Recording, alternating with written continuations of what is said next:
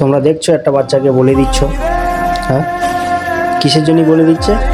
যে একটা মাটির মূর্তিকে খুশি রাখার জন্যই বলে দিচ্ছে। আরে ভাই দেখ, তুই যাকে বলে দিচ্ছিস সেও একটা মায়ের সন্তান ভাই, সে একটা মায়ের সন্তান।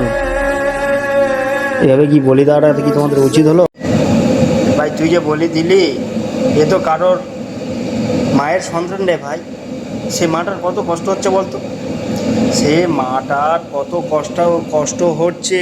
তুই যে একে বলিটা দিলি, বলি দেওয়ার জন্য তো অনেক কিছু আছে রে ভাই। হ্যাঁ, বলি দেওয়ার জন্যই তো অনেক কিছু আছে। মা কি তোর বলেছে যে আমাকে কোনো ছেলেকে বলি দে? তোরা ভাই কেন মানুষটাকে বলে দিলি?